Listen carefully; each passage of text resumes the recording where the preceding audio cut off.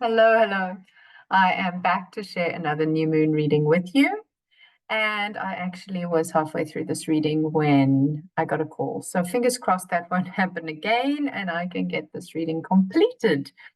One of the things that I was mentioning in the previous attempt at recording this was that a little bit more around the reason that we work with the lunar cycles in the way that we do, because this is a new moon reading, and new moon are when sun and moon are conjunct. So if you look here at the shared screen, here's the sun and the moon at 20 degrees.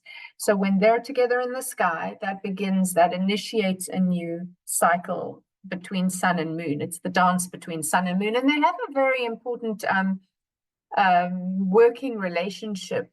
It's a yin yang dynamic, the moon being more yin or feminine in energy, and the sun being more yang or masculine in energy. And remember, that's not a gender thing, it's just the type of yin or yang energy. And she is always reflecting the light of the sun. So the mere fact that we see the moon is based on her relationship in reflecting the sun and how much of the sun she is reflecting, depending on the angle at which she is. At new moon, he eclipses her ostensibly. It's not an eclipse, so I don't want that to get confusing because we're actually heading into eclipse season. This new moon actually initiates us into eclipse season. It is not a new moon, it is not an eclipse, but the following full moon 2 weeks after is the first eclipse. Then we have 2 weeks later the next eclipse, and then the following full moon is not an eclipse, but it ends eclipse season. So the lunation before eclipse season and after eclipse season, they kind of bookend the eclipse. So I don't want to get confused with when I say the sun eclipses the moon. It's not an eclipse, but in terms of she is consumed. If she's right there with him, he is so bright, all we see is sun. So we don't see moon. So that's dark, the dark of the moon. And you will sometimes see the sort of shadow of the moon, and you know that she's there, but you can't really see her in like you would see a full moon or even a half moon. So new moon is our seed planting time. It's where they're both very inward. Sun and moon go together. They're kind of composting something. What is building? And it begins a new cycle. So we have these various in astrology cycles within cycles, patterns, rhythms. That's what we're looking for in astrology. We're looking for patterns, big collective patterns, and how that personally impacts and with the patterns and the cycles. So this is a cycle that happens every 28 to 29 and a half days, that the new moon initiates a new lunar cycle. And this one is the final new moon, the final moon cycle cycle within the 12. So there are 12 signs of the zodiac, and within the space of a year, we tend to have 12 to 13 moon cycles. It's a little bit more than 12. And this is the final one because Pisces is the final sign of the zodiac. So if we work with them cyclically, which you have the opportunity to do if you just follow forecasts like this one or others that are doing similar things, and then also start to look at it in your chart. Remember, you always want to take it to your chart. Where is 20 degrees of Pisces in my chart? For example, for me, it's happening in my 7th house. Where does that mean? Where is it happening for you? And then you will realize that if you set your intentions, if you become intentional, if you plant intentions or wishes or whatever wording you want to use to call on your dreams, and you do it in line with the archetypal lunar energy, in this case, Pisces. So you take Pisces words, and positive Pisces words would be mystic, shaman, wise, elder, magical, intuitive, sensitive.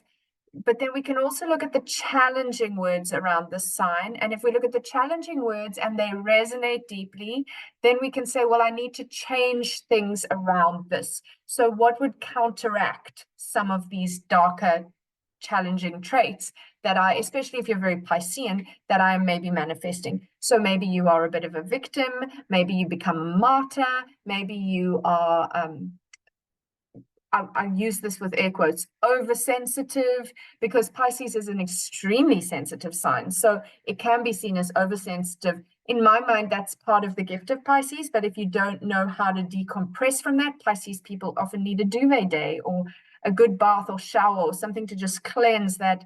The fact that Pisces people are so porous that they really just absorb everybody's stuff. And if you don't know how to shed that which is not yours, which is kind of what happens with Pisces, because Pisces is collective, Pisces is everything, the whole entire ocean, not just me, the drop, but we are all one. So it can be hard to be discerning. So for example, when we start our next lunar cycle in Aries, which is a total lunar eclipse, solar eclipse, we then go into fiercely independent. I am a drop. I am a drop. And it's almost like a corrective quality that Aries gives to Pisces, because Pisces is where we have gone through the whole zodiac from Aries, the me baby, to each iteration as we go around the zodiacal wheel. Each place is like a maturing, a growing. By the time we get to Pisces, we're in the fullness. We're actually coming close to transitioning through metaphorical death, or sometimes we can look at that as literal death if Pisces is the wise old mystic, the elder in the tribe, where they do become much more conscious of everything I do impacts everybody else. Everything you do impacts everything else. We actually are all interconnected. And that can be such a heavy burden to carry. I mean, the weight of the ocean pushing you down. So then we need to correct that with Aries that comes in and goes, no, but I am a drop, just me. And then we start the zodiacal wheel again. So this is where you start to look at, well, what do I need to work on within the context of the sign we're looking at now? Saying that if you want to work on independence this month, even though next month it would be kind of a fast-tracked work on it because it would be in line with the energies, that's not to say you can't work on it this month as well. So that's just where I want you to kind of understand where we are traveling. And then you add that to your own chart. Do I have a lot of Pisces? Where in my chart is Pisces sitting? Like I say, for me, it's the 7th house. And so you develop your understanding of yourself cyclically. One little snapshot per month. Where is that part in my life? Where do I have other planets and points? How does Pisces season affect me? And so on. And over time, like the moon's beautiful wisdom is cumulative, over time you accumulate this knowledge of self versus other, and how to develop into your self-awareness. So don't worry where Pisces is in this chart. You can see in this chart, it looks like this lunation's happening in the 12th house, but this is set for, it's just a standard chart. I don't even think I set this one for my own area. Nope, I just did a universal. So it's basically just put Pisces naturally in the 12th house. Okay, but I have mentioned this, I think, in a couple of readings, that we're spending the first half of the year, our new moons are very, very heavy on one side. In fact, even the whole month, you can see how the planetary buildup is very congested through Aquarius, Pisces, Aries, Taurus. And this is going to continue until about June, where we start to expand around. Of course, when we are dealing with a new moon here, the full moon will be on the opposite side of the chart. So our last full moon was in Virgo. Our next full moon is an eclipse in Libra, and that's pulling the energy to the other side of the chart.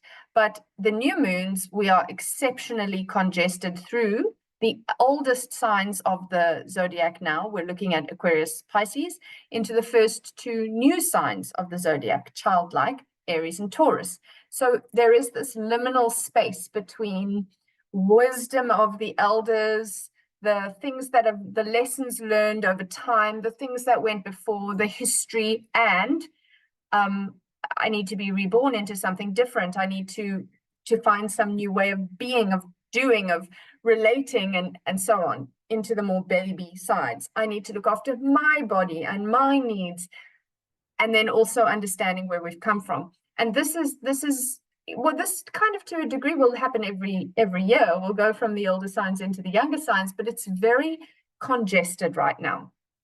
Pluto is at 1 degree, making a nice sextile to Mercury, who will just have moved into Aries at the point of this new moon.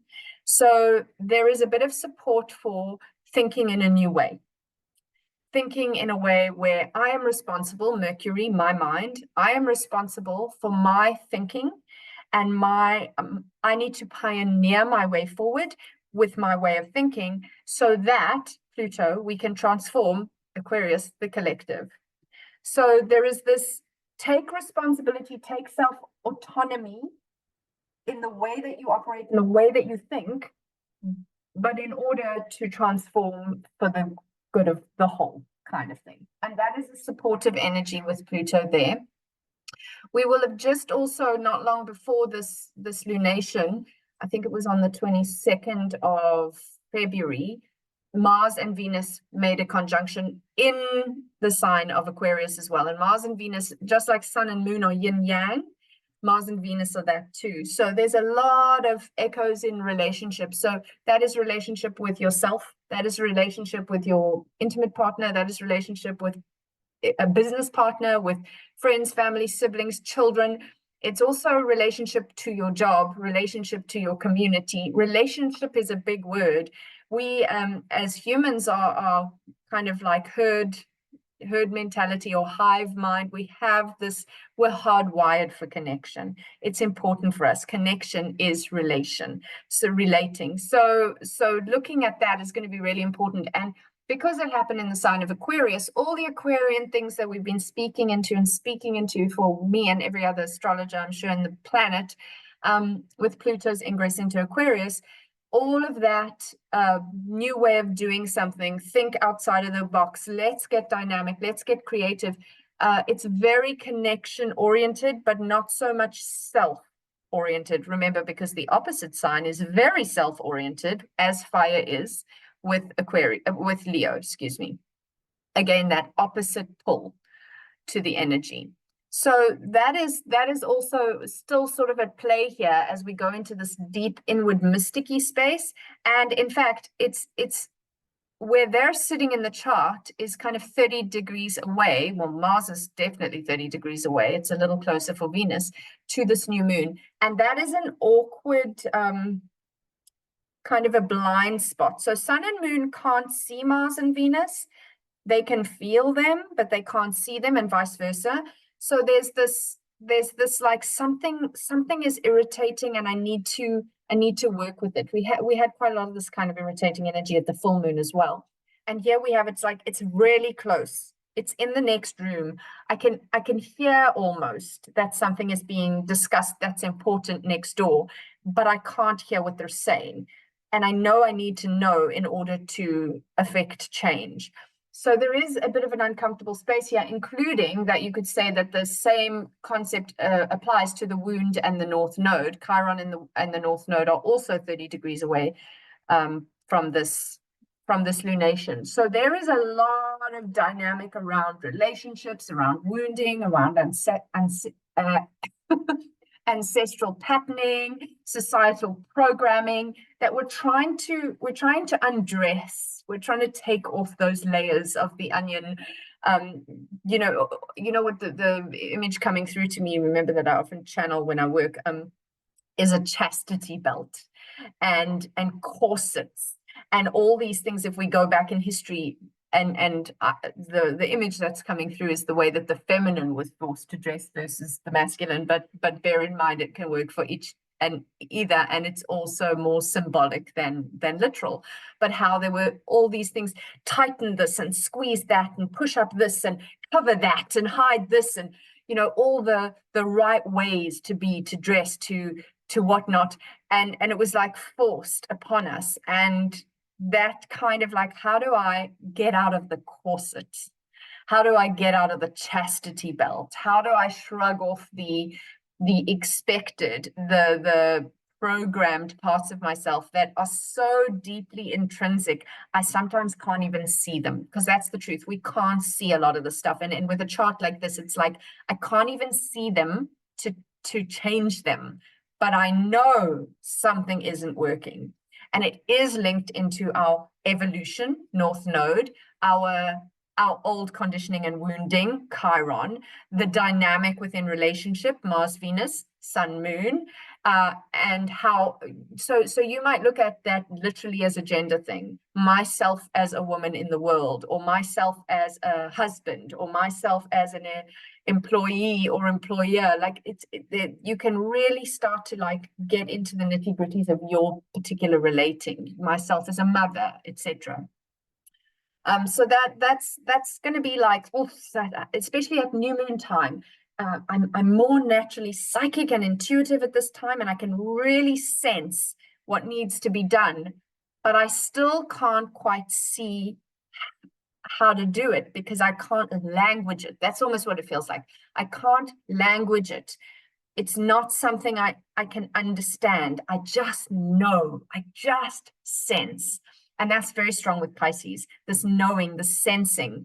And then because Pisces, one of the shadow traits of Pisces is numbing or addiction. It's because I feel so deeply, like my skin has been peeled off and it's so overwhelming. What can I use to numb out? Whether I'm binge watching a series, whether I drinking too much, whether I'm addicted to sex for all the wrong reasons, whatever those things are for you that numb you out of this extremely challenging feeling place, which we've been kind of hitting again and again and again at the moment. It's like we're just not meant to get comfortable.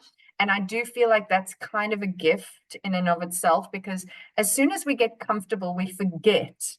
We conveniently forget the uncomfortable stuff that is trying to be worked through. Whereas if right now, the way the planetary alignments are, so there is no space to breathe, there is no space to rest and get comfortable. You have to learn to rest and sit with the discomfort, the dis-ease, the what is not working in my life. And that's how we get so uncomfortable, we break through. We have to do something about it. It is not working. So instead of going into that space where we don't make decisions, but we're making the decision by not making the decision. So if you're like, oh, I don't know how to change it, so because I don't know, I'll just stay where I am. I feel like the energy at the moment isn't allowing that. It's like, sorry, you're not going to be able to stay where you are, and I will just keep getting more and more and more and more uncomfortable until bam, something breaks down to break through. So I always kind of feel like these are gifts for us, but they don't feel like they are, obviously. We also have, by this new moon, turned the corner with, and I've been speaking to this for the last few lunations, that the node moves backwards and Chiron moves forward. So they were moving towards each other, and now they have crossed over. By this lunation, they've crossed over. They're conjunct by degrees, 17 minutes, 17 degrees in 12 minutes, 17 degrees in 43 minutes. So they're still conjunct at the same degree point, but they've actually, so it's starting to get less. So, and this is not true for all of us. It's great for you to explore this on your own. But for me, I tend to feel the building towards something more intensely than when it's coming off that thing. So when I'm building towards full moon, I feel a lot. At full moon, I'm like almost about to exhale. By the time the moon is waning, I'm like, oh, that was a lot. And then I deal. But sometimes I feel it after more. And sometimes I feel it on the actual thing. And I've seen a similar thing with people I've worked with. So you get to know you and be attuned to, wow, what is going on with me? And then go, oh, it must be the building to the full moon, or whatever the case may be. So for this energy of Chiron conjunct the North Node, I definitely feel like we've been feeling it and feeling it and feeling it. And at this lunation, it's still pretty intense, but we can almost feel like, well, that's one thing I can tick off my to-do list. I went to that place. It's starting to feel less. I'm still getting the aftershocks and the ripples of going to that place, but at least I went there now. I've not avoided it anymore. So I think that's one good thing here. And then also we have a very, very tight square with Uranus to Mercury, Mars and Uranus. And that's a little scary, because there might be some kind of big disruption or tearing of something, or sudden fall, or something that, I would really look before you leap. I would be mindful at this lunation, especially Pisces is a sensitive, soft, classical music, bubble bars, candles, journaling, crying movies, like bring it in. And if you try to push, get too Martian, like I need to run now because I haven't been active enough this week, even though maybe you just need to wrap yourself up a little, but you push, or you find yourself driving too fast because all this built up uncomfortable stuff, and that's when accidents happen. So if your body is saying I need to process emotions, that's where my exercise is right now, that's where my physicality is. It's actually in less is more, because I cannot see the processing of emotions, but I need to slow the body to do them. Sometimes we can move our body to move the emotions. That's absolutely a true thing. But I just feel like at this new moon, if you get too hot and heavy, if you want to like do that run, or you want to do that very intense climb or hike or whatever, there is a potential to go too hard, to push too fast too far, and injuries might happen. So I would caution on that. And we are also getting closer and closer to the Jupiter Uranus conjunction here as well, which is also going to be a big energy of that. And we're already starting to feel it as they get closer and closer together. So I think I'm going to leave it there for now. Oh, one more thing. Sorry. By the time we hit this new moon, some of the planets have already started to do their crossover. Mercury and Sun and Moon have all crossed over Saturn. Moon does it every month, but they've just crossed over Saturn. So that's going to even further exacerbate that sort of Piscean sensitivity, because Saturn's quite a taskmaster. So when the planets go over, Saturn's like, but are you doing the work? Have you processed? Have you put in a timeline? Do you have a structure to it? Pisces itself is like anything but structure. So maybe think coral. Deep in the oceans, there is this coral with all these holes. It's like a living organism. It's porous boundaries, but it's about as boundaried as you can get. It's like Saturn is building a coral castle while he's in transit through Pisces.